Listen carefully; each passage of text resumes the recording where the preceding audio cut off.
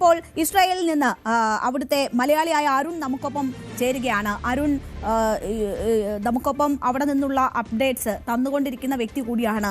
അരുൺ, ഇന്ന് ഏറ്റവും ഒടുവിൽ പുറത്തു വരുന്ന വിവരം അനുസരിച്ച് ഇറാൻ ശക്തമായ ആക്രമണം ഇസ്രായേൽ ലക്ഷ്യമാക്കി നടത്തുന്നു എന്നതാണ്. അവിടെ ബെഞ്ചമിൻ നെതന്യാഹുവിന്റെ ഓഫീസ് ആക്രമിക്കപ്പെട്ടിരിക്കുന്നു എന്നൊരു ക്ലെയിമാണ് ഇറാൻ മുന്നോട്ട് വെച്ചിരിക്കുന്നത്. അതിലെന്തെങ്കിലും വസ്തുതയുണ്ടോ? നിങ്ങൾക്ക് എന്തെങ്കിലും അറിയാൻ കഴിഞ്ഞിട്ടുണ്ടോ? ആ ഒരു വാർത്ത ഇതുവരെ ഒഫീഷ്യലി സ്ഥിരീകരിക്കപ്പെട്ടിട്ടില്ല. നേരത്തെ പറഞ്ഞതുപോലെ സോഷ്യൽ മീഡിയയിലൊക്കെ വരുന്നതിനുപരിയായിട്ട് ഒരു ഒഫീഷ്യൽ ഡിക്ലറേഷൻ അക്കാര്യത്തിൽ വന്നിട്ടില്ല.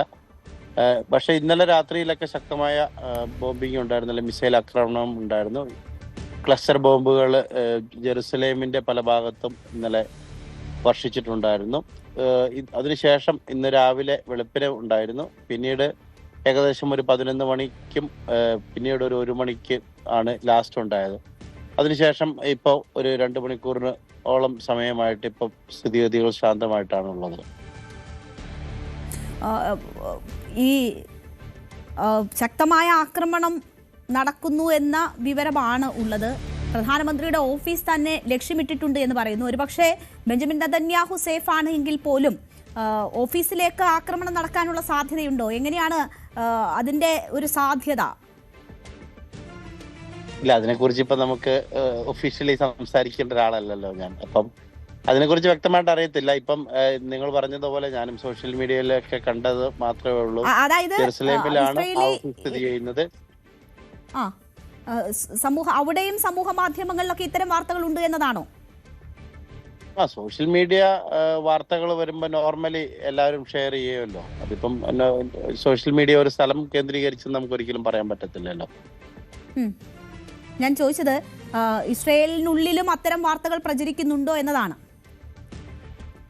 ഇല്ല, അത്തരത്തിലൊരു ത്രെട്ടോ അല്ലെങ്കിൽ അത്തരത്തിലൊരു ഭീകരമായിട്ട് ഭയപ്പെടുത്തുന്ന രീതിയിലുള്ള ഒരു മെസ്സേജ് ഒന്നും ഇവിടെ ഒഫീഷ്യലിയും അൺഒഫീഷ്യലിയും സ്പ്രെഡ് ആവുന്നില്ല.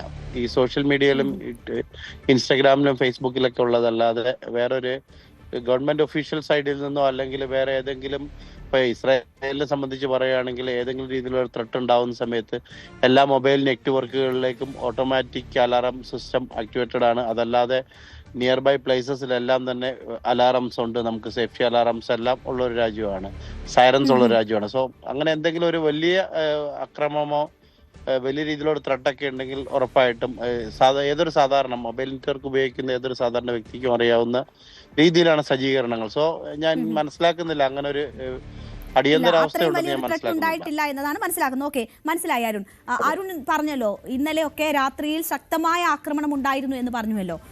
അത് ഏതെങ്കിലും തന്ത്രപ്രധാന മേഖലകൾ കേന്ദ്രീകരിച്ച് ഉള്ള ആക്രമണം എന്ന നിലയിലാണോ കാണുന്നത്, അതോ അതിർത്തികൾ ആണോ ലക്ഷ്യമിടുന്നത്? എങ്ങനെയാണ് അതിന്റെ സ്വഭാവം? എങ്ങനെയാണ്?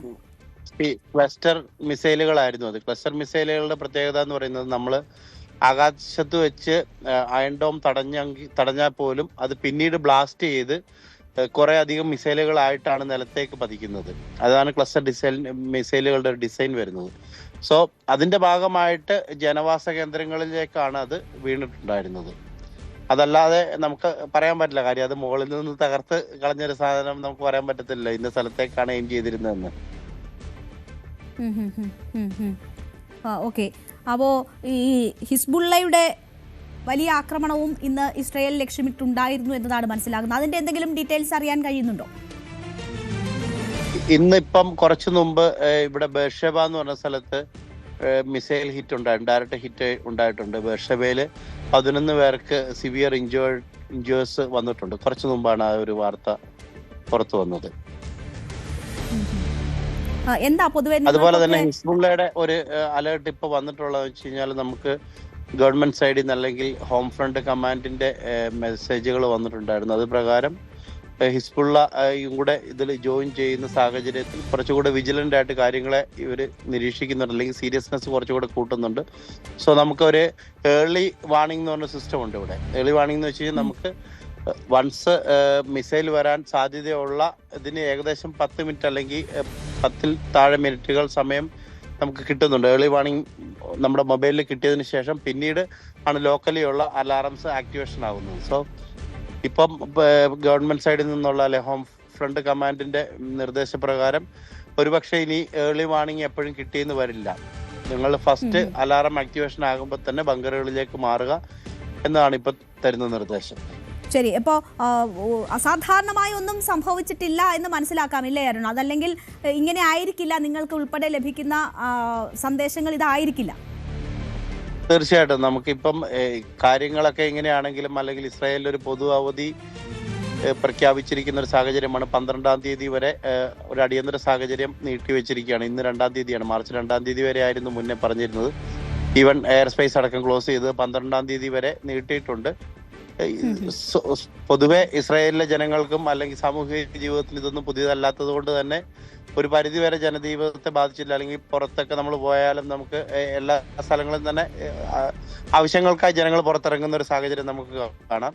അത് മാത്രമല്ല, ഏതെങ്കിലും വലിയ രീതിയിലുള്ള ത്രെട്ട് പെട്ടെന്ന് സഡൻലി ഉണ്ടാകുകയാണെങ്കിൽ ഉറപ്പായിട്ടും എല്ലാ രീതിയിലും ജനങ്ങളെ അറിയിക്കാനുള്ള മാർഗങ്ങളും ഗവൺമെന്റിന് അതിനുള്ള സജ്ജീകരണങ്ങളുണ്ട്. അങ്ങനെ ഒരു സാഹചര്യം നിലവിലുണ്ടെന്ന് ഞാൻ വിശ്വസിക്കുന്നില്ല. ശരി, വളരെ നന്ദി അരുൺ ഞങ്ങളോടൊപ്പം സഹകരിച്ചതിന്. എന്തായാലും വലിയ ആശങ്ക, നെതന്യാഹുവിന്റെ ഓഫീസ് ലക്ഷ്യമിട്ട് ആക്രമണം നടത്തിയെന്നുള്ള ഇറാന്റെ അവകാശവാദത്തിന്റെ സാഹചര്യത്തിലാണ് അരുണുമായി വീണ്ടും ബന്ധപ്പെട്ടത്. സുരക്ഷിതനായിരിക്കൂ, കൂടുതൽ വിവരങ്ങൾക്കായി വീണ്ടും ബന്ധപ്പെടാം. ഏതായാലും ഇസ്രയേൽ തന്നെയുള്ള മലയാളിയാണ് അരുൺ. അദ്ദേഹം പറയുന്നത് അസാധാരണമായി ഒന്നും അവിടെ സംഭവിച്ചിട്ടുള്ള സാഹചര്യം ഇല്ല എന്നതാണ് ഇപ്പോഴത്തെ അവിടുത്തെ സാഹചര്യങ്ങളിൽ നിന്ന് മനസ്സിലാക്കുന്നത് എന്നതാണ്. മനു ഭരത് നമുക്കൊപ്പം തുടരുന്നുണ്ട്. മനു, അപ്പോൾ നെതന്യാഹു സുരക്ഷിതൻ എന്ന് തന്നെ കരുതാൻ പറ്റുന്ന സാഹചര്യമാണ് എന്നതാണ് അരുണിന്റെ വാക്കുകളിൽ നിന്ന് മനസ്സിലാകുന്നത്. അസാധാരണമായിട്ടൊന്നും തന്നെ ഇസ്രായേലിൽ സംഭവിക്കുന്നില്ല എന്നതുകൂടിയാണ് അദ്ദേഹം വിശദീകരിക്കുന്നത്. ഇറാന്റെ അവകാശവാദമായി അത് കാണാം, ഇല്ലേ? സ്വാഭാവികമായും ഇത് രണ്ടും സമൂഹ മാധ്യമങ്ങളിൽ പരന്ന വാർത്ത എന്നതിനപ്പുറത്തേക്ക് ഈ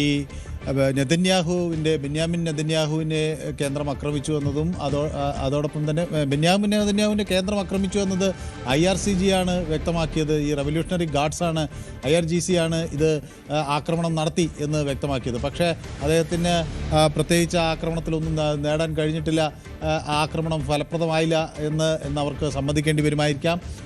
പക്ഷേ അതേസമയം ഈ അലിറേസ അറാഫിയുടെ മരണത്തെ സംബന്ധിച്ചുള്ള വാർത്തകൾ ഒന്നും തന്നെ ഇതുവരെ സ്ഥിരീകരിക്കപ്പെട്ടിട്ടില്ല. ഇപ്പോൾ ഇറാനിൻ്റെ പ്രസിഡന്റ് മൗസൂദ് പെഷ്കിയാൻ ഒരു പ്രതികരണം നടത്തിയിരിക്കുന്നു. അദ്ദേഹം പറയുന്നത് എല്ലാ മന്ത്രിമാരും, അതുപോലെ വിവിധ സംവിധാനങ്ങളുടെ തലവന്മാർ, അതുപോലെ സർക്കാർ സംവിധാനങ്ങൾ, ഇത് എല്ലാം ഈ യുദ്ധം അവസാനിക്കുന്നത് വരെ ഒരു തുടർച്ചയായ സേവനം ജനങ്ങൾക്ക് നൽകണം.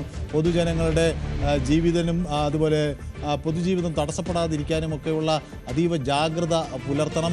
പ്രത്യേക പ്ലാനിംഗ് നടത്തി ആളുകളോടൊപ്പം അവരുടെ പ്രവർത്തനങ്ങളിൽ നിലയുറപ്പിക്കണം എന്നുള്ള ഒരു നിർദ്ദേശം താൻ നൽകിയിട്ടുണ്ട് എന്ന് ഇറാനിൻ്റെ പ്രസിഡന്റ് വ്യക്തമാക്കുന്നു.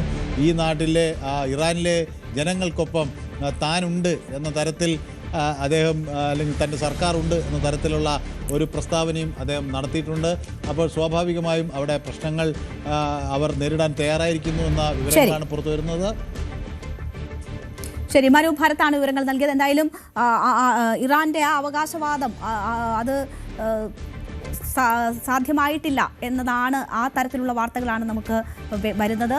ബെഞ്ചമിൻ നെതന്യാഹുവിൻ്റെ ഓഫീസ് ആക്രമിച്ചു എന്ന സാഹചര്യമാണ്, ആ വാർത്തകളാണ് അവർ പുറത്തുവിട്ടിരുന്നത്. അതേസമയം പശ്ചിമേഷ്യൻ സംഘർഷത്തിൽ മൗനം വെടിയുകയാണ് ഇന്ത്യ. സംഘർഷം പരിഹരിക്കുന്നതിന് സംഭാഷണത്തിനും നയതന്ത്രത്തിനും ആഹ്വാനം ചെയ്തിരിക്കുന്നു പ്രധാനമന്ത്രി നരേന്ദ്രമോദി. കൂടുതൽ വഷളാകുന്നത് തടയുന്നതിനും സാധാരണക്കാരെ സംരക്ഷിക്കുന്നതിനും അന്താരാഷ്ട്ര സഹകരണത്തിന്റെ അടിയന്തര ആവശ്യകതയിലേക്കാണ് പ്രധാനമന്ത്രി വിരൽ ചൂണ്ടുന്നത്. ഇസ്രായേൽ പ്രധാനമന്ത്രി ബെഞ്ചമിൻ നെതന്യാഹുമായുള്ള മോദിയുടെ ടെലിഫോൺ സംഭാഷണത്തിന് ശേഷമാണ് ഈ പരാമർശങ്ങൾ വരുന്നത് എന്ന ഒരു സാഹചര്യം കൂടിയുണ്ട്.